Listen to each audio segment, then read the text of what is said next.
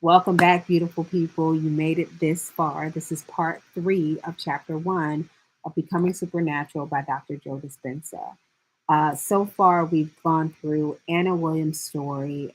Parts one and two highlight some very traumatic things she's experienced in her life. And part three, um, all of that previously was a build up for part three, which is Anna's turning point.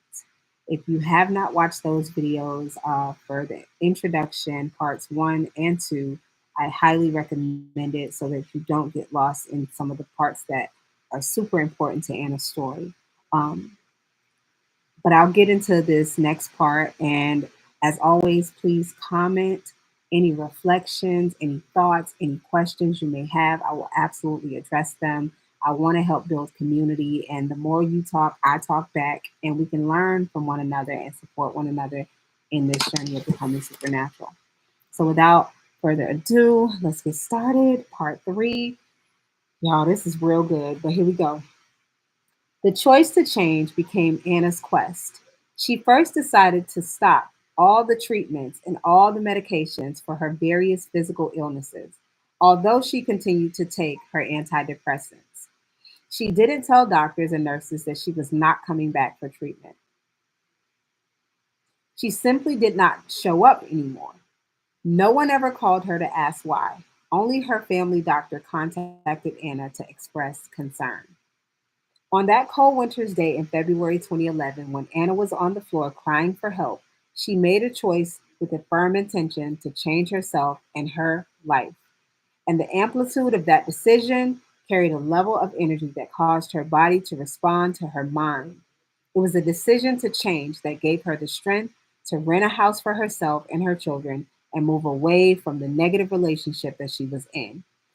It was as if the moment redefined her. She knew she had to start all over. Listen, I always talk about how change doesn't take time. What takes time is making the decision to change. And this was Anna's moment of making a decision because at any moment, change is instant. It gets set in motion right away. When I first saw Anna, it was a month later. One of the few friends she had left had reserved a seat for Anna at a Friday evening talk that I was giving. Her friend made Anna an offer. If she liked the evening lecture, she could stay for a full 2 day weekend workshop. Anna agreed to go. The first time I saw her, she was sitting in a packed conference room on the left side on the outer aisle, and her crutches leaning against the wall near where she sat. As usual, I was carrying on that night about how our thoughts and feelings affect our bodies and our lives. I lectured about how stress chemicals can create disease. I touched on neuroplasticity, psychoneuroimmunology, epigenetics, neuroendocrinology, and even quantum physics. I will go into more detail on all of these later in the book. But for now, it's enough to know that the latest research in these branches of science point to the power of possibility.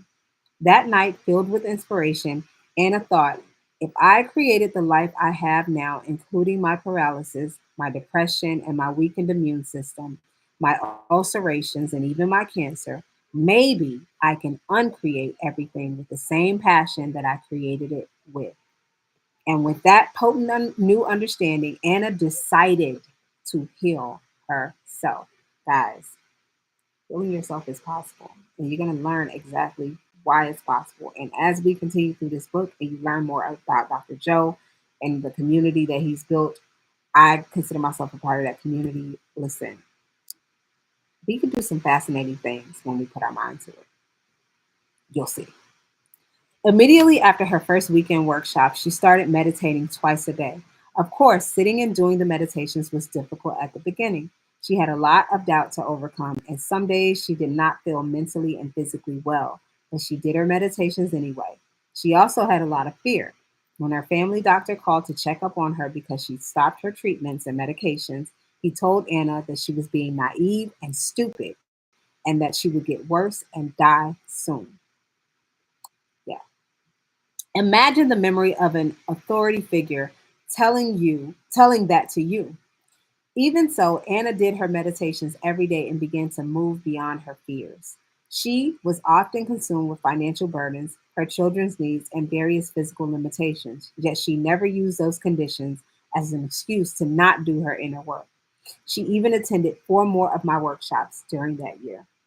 Guys, I have heard so many times, especially with what I do, um, people in authority, doctors, we put them on a pedestal because of just our conditioning of who we think they are in our lives. For a lot of people, it's our pastor or whoever your person of faith is that you turn to, um, and then it's your doctor. And so imagine a doctor, someone that you hold in high regard, telling you you're going to die because they supposedly have the answers. Yeah, that's a lie. By going within and changing her unconscious thoughts, automatic habits, and reflexive emotional states, which had become hardwired in her brain and emotionally conditioned in her body, Anna was now more committed to believing in a new future than believing in her same familiar past. She used her meditations, combining a clear intention with an elevated emotion, to change her state of being from biologically living in the same past to living in a new future. Every day, Anna was unwilling to get up from her meditations as the same person who sat down. She decided that she wouldn't finish until her whole state of being was in love with life. To the materialist who defines reality with their senses, of course, Anna had no tangible reason to be in love with life. She was depressed, widowed, single parent who was in financial debt and had no real job. She had cancer and suffered from paralysis and ulcerations in her mucosas membrane. Did I say that right? And she was in a poor living situation with no partner or significant other and no energy to tend to her children. But in the meditations, Anna learned that she could teach her body emotionally what her future would feel like ahead of the actual experience. Her body, as the unconscious mind, did not know the difference between the real event and the one she was imagining and emotionally embracing. She also knew through her understanding of epigenetics that the elevated emotions of love, joy, gratitude, inspiration, compassion, and freedom could signal new genes to make healthy proteins, affecting her body's structure and function.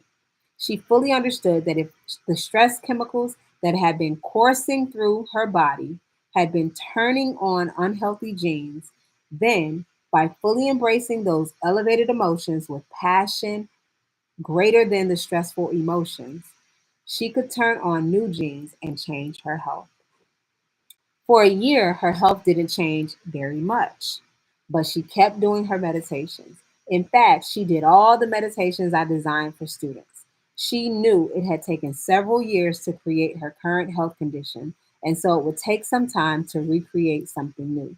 So she kept doing the work, striving to become so conscious of her unconscious thoughts, behaviors, and emotions that she would not let anything she did not want to experience slip by her awareness. After that first year, Anna noticed that she was slowly starting to get better mentally and emotionally. Anna was breaking the habit of being herself, inventing a whole new self instead. How many of you can relate to this? How many of you feel impatient because you've been doing something and it feels like it hasn't been working? I've seen that on my TikTok. One of my videos just went viral, and I see so many comments of people saying, I've been doing this for years and nothing is happening. Look at Anna. She understood that if I conditioned myself by how I emotionally react to my life into getting this bad in my condition physically, then it might take some time to get better. It just might, right? Because it's a conditioning. Conditioning because you have created a habit. So now when you're creating new habits, it takes some time for that to really stick. Anyways, Anna knew from attending my workshops that she had to move her autonomic nervous system back into balance because the ANS controls all the automatic functions that happen beyond the brain's conscious awareness, such as digestion, absorption, blood sugar levels, body temperature, hormonal secretions, heart rate, and so on. The only way she could slip into the operating system that affects the ANS was to change her internal state on a regular basis. That means she had to grow conscious of who she was being moment to moment and make a decision that she's not going to continue in those old emotions. That's big. And it takes a lot of inner work to do that. So, first, Anna began each meditation with the blessings of the energy center, which is one of my favorites. These specific areas of the body are under the control of the ANS. As I mentioned in the introduction, each center has its own energy or frequency, which emits specific information or has its own consciousness, its own glands, its own hormones, its own chemistry, its own individual little mini brain, and therefore its own mind. So they're not just chakras that you see with the colors, right? Each of those centers have their own, all of these things that he just said. Yeah. Each center is influenced by the subconscious brain sitting under our conscious thinking brain. Anna learned how to change her brain waves so she could enter the operating system of the ANS located in the midbrain and reprogram each center to work in a more harmonious manner. Every day, with focus and passion, she rested her attention in each area of her body, as well as the space around each center, blessing it for greater health and the greater good. Slowly but surely, she began to influence her health by reprogramming her autonomic nervous system back to balance. And I also learned a specific breathing technique I teach in our work to liberate all emotional energy that is stored in the body when we keep thinking and feeling the same way. By constantly thinking the same thoughts, Anna had been creating the same feelings. And then, by feeling those familiar emotions, she would think more of the same corresponding thoughts. She learned that the emotions of the past were stored in her body, but she could use this breathing technique to liberate that stored energy and free herself from her past. So every day, with a level of intensity that was greater than the addiction to the past emotions, she practiced the breath and got better and better at doing it. After she learned to move that stored energy in her body, she learned how to recondition her body to a new mind by embracing the heart centered emotions of her future before her future unfolded. Since Anna also studied the model of epigenetics I teach in our workshops and lectures, she learned that genes don't create disease. I'm going to say that again. She learned that genes don't create disease. Instead, the environment signals the gene to create disease. Anna understood that if her emotions were the chemical consequences of the experiences in her environment, and if she lived every day by the same emotions from her past, she was selecting and instructing the same genes that might be causing her poor health conditions. If she could instead embody the emotions of her future life by embracing those emotions before the experience actually happened, she could change her genetic expression and actually change her body to be biologically aligned with her new future. Anna did an additional meditation that involved resting her attention in the center of her chest, activating the ANS with those elevated states to create and maintain a very efficient type of heart rate we call a coherent heart rate, which I will explain in detail later in the book. For the exterior, I'm sorry, for extended periods of time. She learned that when she felt resentment, impatience, frustration, anger, and hatred, those states induce the stress response and cause the heart to beat incoherently and out of order. Anna learned in my workshops that once she could sustain this new heart-centered state, just as she had gotten used to feeling all those negative emotions on a regular basis, in time she could feel these new emotions more fully and deeply. Of course, it took quite a bit of effort to trade anger, fear, depression, and resentment for joy, love, and gratitude and freedom, but Anna never gave up.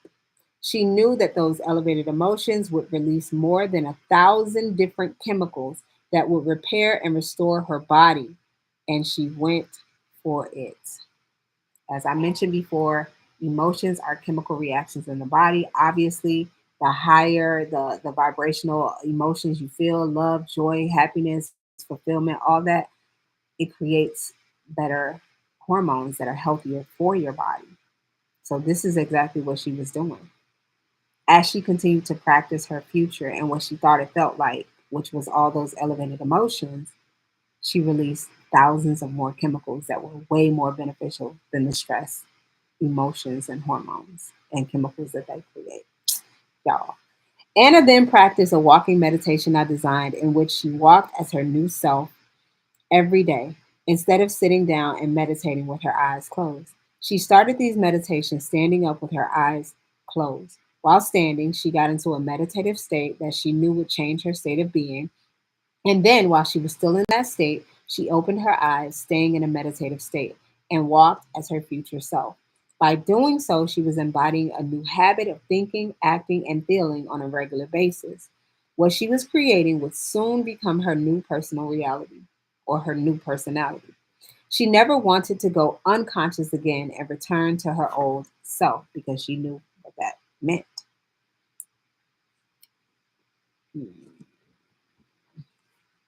Because of all this work, Anna could see that her thought patterns had changed. She was no longer firing the same circuits in her brain in the same way, so those circuits stopped wiring together and started pruning apart. As a result, she stopped thinking in the same old ways. Emotionally, she began to feel glimpses of gratitude and pleasure for the first time in years. In her meditation, she was conquering some aspect of her body and her mind every day, and Anna calmed down and became much less addicted to the emotions derived from stress hormones. She even started to feel love again, and she kept going, overcoming, overcoming, and overcoming every day on her way to becoming someone else. I actually want to continue. I'm going to continue this part for Anna. In so the next part is called Anna grabs a hold of possibility. In May 2012, Anna attended one of my 4-day progressive workshops held in upstate New York. On the third day, during the last of the four meditations, she completely surrendered and finally let go. For the first time since she had started meditating, she found herself floating in an infinite black space, aware that she was aware of herself. She had moved beyond the memory of who she was and became pure consciousness, totally free of her body, of her association to the material world, and of linear time. She felt so free that she no longer cared about her health conditions. She felt so unlimited that she couldn't identify with the present identity. She felt so elevated that she was no longer connected to her past. This is what Dr. Joe teaches as you go in meditation. And the more you practice meditation, you start to create an inner relationship with yourself and your inner environment. It sounds like her oasis, like an escape of sorts, which is beneficial. In this state, Anna had no problems. She had left her pain behind and she was truly free for the first time. She wasn't her name, her gender, her disease, her culture, or her profession. She was beyond space and time. She had connected to a field of information called the quantum field, where all possibilities exist. Suddenly, she saw herself in a brand new future, standing on a huge stage, holding a microphone and talking to a crowd as she told them the entire story of her healing. She wasn't imagining or visualizing this scene. It was as if she had got a download of information, a glimpse of herself as a totally different woman in a new reality. Her inner world appeared much more real to her than her outer world, and she was having a full on sensory experience without using her senses. The moment Anna experienced this new life in the meditation, a burst of joy and light came into her body, and she felt relief on a deep, visceral level. She knew she was she knew she was something or someone greater, much grander than her physical body. In this state of intense joy, she felt such delight and such immense gratitude that she burst into laughter. And at that moment, Anna knew she was going to be okay. From then on, she developed so much trust, joy, love, and gratitude that her meditations became easier and easier, and she began to go much deeper. Anna moved out of her past. She felt this new energy opening her heart further and further. Instead of seeing her meditations as something she had to do every day, she started looking forward to them. Can you imagine that? I mean, if you felt better in your life, you would look forward to what helped you feel better too. It says, it became her way of life. Doing the work became her habit. Her energy and vitality returned. She stopped taking antidepressants. Her thought patterns completely changed and her feelings were different. She felt like she was in a new state of being, so her actions changed drastically. Anna's health and life improved tremendously that year. The next year, she attended several more events by keeping connected to the work. Anna started to develop relationships with more people in our community, and she received more and more support to keep going on her journey back to health. Like many of us, like many of our students, she sometimes felt it challenging not to take a few steps back into the old programs and old patterns of thinking, feeling, and acting once she returned home after a workshop. But even so, she kept doing her meditations every day. I think that part was really interesting because you think that just because you're doing the work that you won't get triggered, but it's actually completely opposite because when you're surrounded by what's familiar, it's easy to stay the same. And so if she's doing this work and changing her life, it's because she's fighting through her five senses. And that's what I talk a lot about on my TikTok if you're following me over there. In September 2013, Anna's doctors gave her a very thorough medical checkup that included many different tests.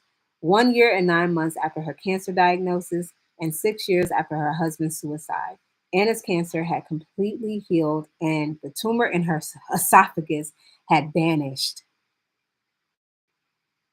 You heard it right. Her blood test showed no cancer markers. The mucous, I don't even know how to say that, mucous membranes in her esophagus, vagina, and anus were completely healed. Only a few minor problems remained. The mucous membranes in her mouth were still slightly red, although she no longer had any ulcerations, and because of the medication she had taken for the ulcerations, she still didn't produce saliva. Anna had become a new person who was healthy. The disease existed in the old personality. By thinking, acting, and feeling differently, Anna reinvented a new self. In a sense, she had become reborn in the same life. This is fire, y'all. This is fire. Y'all gotta drop something in the comment section because this is what hooked me, okay? Yeah. In December 2013, Anna came to an event in Barcelona with a friend who had introduced her to my work. After hearing me tell the participants a story about a remarkable healing of another student in our community, Anna decided that it was time to share her story with me. She wrote it all down and gave the letter to my personal assistant. Like many letters I get from students, the first line read, "You are not going to believe this." After I read what she had written the next day, I asked Anna to come up on stage and share her story with the audience. And there she was, a year and a half after the vision she'd had during her meditation in New York, unbeknownst to me, standing on the stage talking to an audience about her journey healing herself. That's a manifestation. She manifested that in a meditation and then fast forward and now she's living it. After the Barcelona event, Anna was inspired to work on her mouth even more. About 6 months later, I was lecturing in London and Anna attended. I spoke in detail about epigenetics. Suddenly, a light went on for her. I've healed myself of all these medical conditions, including cancer, she thought. I should be able to signal the gene from my mouth to produce more saliva. A few months later, during another workshop in 2014, Anna suddenly felt saliva dripping in her mouth. Ever since then, Anna's mucous membranes and saliva production have returned to normal. The ulcerations never came back. Boom. Almost done. Anna is healthy, vital, happy, and a stable person with a very sharp and clear mind. Spiritually, she has grown so much that she goes very deep in her meditations and has had many mystical experiences. She is living a life full of creation, love, and joy. She has become one of my corporate trainers, regularly teaching this work to organizations and companies. In 2016, she founded a successful psychiatric institution, employing more than 20 therapists and practitioners. She is financially independent and earns enough money to live a rich life. Come on, Anna. She travels around the world, visits beautiful places, and meets very inspiring people. She has a very loving and joyful partner, okay, as well as new friends and new relationships that honor both her and her children. Talk about a life transformation glow up. When you ask Anna about her past health problems, she will tell you that having those challenges was the best thing that ever happened to her. Think about it. What if the worst thing that ever happened to you turns out to be the best thing that ever happened to you? She often tells me that she loves her present life, and I always respond, "Of course you do. You created your life. You created your life every day by not getting up from your meditations until you were in love with that life. So now you get to love your life." It was as though the course of her transformation that Anna had, in effect, become supernatural. I don't know what I just said. It was through the course of her transformation that Anna had, in effect, become supernatural. Sorry, guys. She had overcome her identity, which was connected to her past, and she literally created a new, healthy future, and her biology responded to a new mind. Anna is now the living example of truth and possibility. And if Anna healed herself, so can you.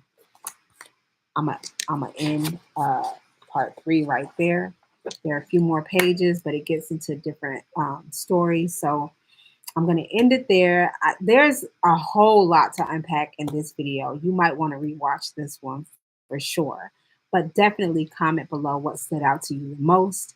What made you reflect the most? Could you see yourself in Anna's story in any way thus far? And let me know if you're excited to learn more. Okay, because this is where I got really excited and I continued on my path. I will absolutely read all of your thoughts, comments, and reflections if you drop them in the comment section below. Again, it's all about building community and we can support one another, learn from one another, and grow. Um, Stay tuned for part 4 of chapter 1 of Becoming Supernatural. And I will see you over in the next video.